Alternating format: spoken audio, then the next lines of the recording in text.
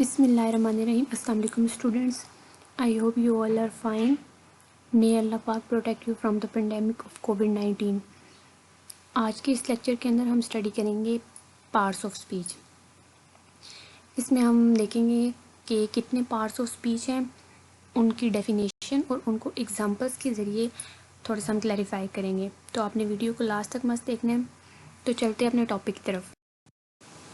So students, there are 8 parts of speech: noun, pronoun, adjective, verb, adverb, conjunction, interjection and preposition. These all are parts of speech. हम आगे देखते हैं कि ये क्या है और इनको कहाँ कहाँ पे यूज़ किया जाता है। अच्छा, सबसे पहले हम देख लेते हैं कि नाउन क्या होता है। नाउन हमारे पास किसी भी पर्सन यानी किसी भी शख्स, किसी भी प्लेस यानी किसी भी जगह और किसी भी थिंग यानी किसी भी चीज़ के जो नेम होते हैं ना, उनको कहते हैं नाउन। पर्सन, प्लेस या कोई भी थिंग है उसको, उसके नेम को कहेंगे नाउन। फॉर एग्जांपल यहाँ पर देखिए, पर्सन, प्लेस और थिंग, इन सब के आगे इनके जो कॉरेस्पॉन्डिंग हैं एग्जांपल्स हैं वो दी गई हैं। पर्सन के अंदर हम देखें तो इसके अंदर गर्ल भी आया है, बॉय भी आया है और आगे नेम्स भी आ जाते हैं, यानी कि जेंडर को भी हमने कंसीडर करना होता है और उनके नेम्स को भी। तो वो एक हमारे पास नाउन होता है, ठीक है। आगे वो इसकी अलग एक टाइप्स हैं नाउन की, common noun, proper noun, collective, abstract, वो हम अगली वीडियो के अंदर इंशाल्लाह देखेंगे।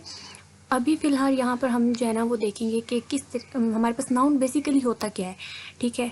प्लेस के अंदर अगर आप देखें तो किसी भी जगह का नेम, जगह जो है ना उसको स्पेसिफिकली उसका जो नेम होगा उसको भी नाउन कहेंगे। थिंग के अंदर कोई भी बेजान चीज़, ठीक है, उसको, जैसे कि रिंग, बुक, नाइफ या कोई भी चीज़, चेयर वगैरह या लैपटॉप, कुछ भी अगर हमारे पास आ जाता है तो वो हमारे पास होता है नाउन। तो इस तरह नाउन जो है वो किसी भी पर्सन, प्लेस या जो थिंग है उसके नेम को कहते हैं नाउन, ठीक है। नाउन के बाद हमारे पास आ जाते हैं प्रोनाउन। प्रोनाउन हम कब इस्तेमाल करते हैं? ये बेसिकली इस्तेमाल होते हैं नाउन की जगह पे, ठीक है। हम इसको इस्तेमाल करते क्यों हैं? इसको इस्तेमाल किया जाता है कि बार बार हम एक ही नाउन को बार बार हम रिपीट कर रहे हो या बार बार हम लोग लिख रहे हो, तो उससे बेहतर है हम लोग उसका एक प्रोनाउन जो है ना वो लिख लें। इससे हम फिर जो वर्ड्स हैं या नेम्स जो है ना उनकी रेपिटेशन से उसको बचा सकते हैं।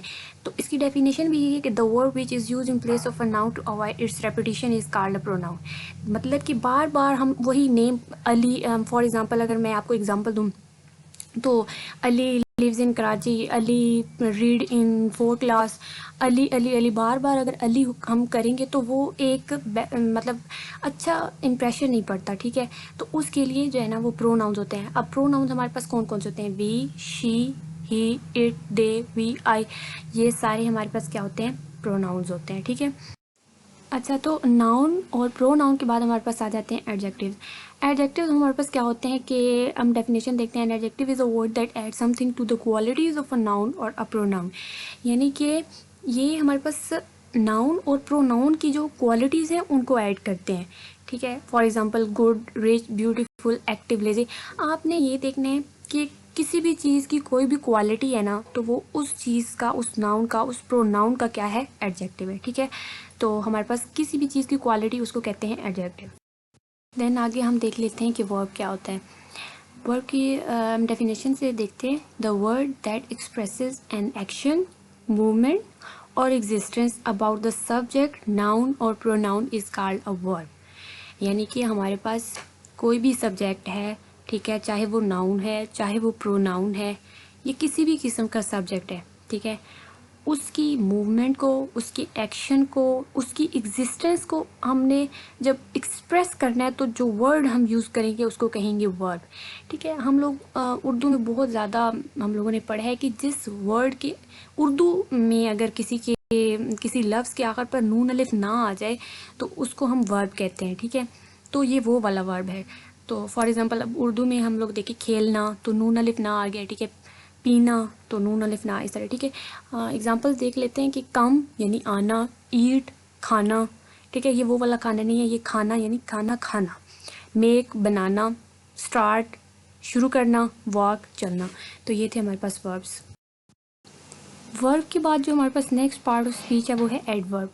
N adverb is a word which adds to the meaning of a verb, an adjective और एन अदर एडवर्ब, ठीक है। हमारे पास ये वो वाले वर्ड्स होते हैं जो कि किसी भी वर्ब एडजेक्टिव या कोई भी हमारे पास कोई और पहले से एडवर्ब दिया गया है तो उसके अंदर एक और चीज़ ऐड करते हैं, उसके अंदर मीनिंग ऐड करते हैं, ठीक है। फॉर एग्जांपल यहाँ पर अगर आप देखें तो स्लोली, फास्टली, हार्डली, तो यहाँ पर ly जो ऐड हुए हैं तो ये हमारे पास क्या है, एडवर्ब है। सही। देन हमारे पास जो पार्ट ऑफ स्पीच है वो है कंजंक्शन। ये बाकियों से थोड़ा ना मतलब डिफरेंट है, ठीक है, बट इजी है।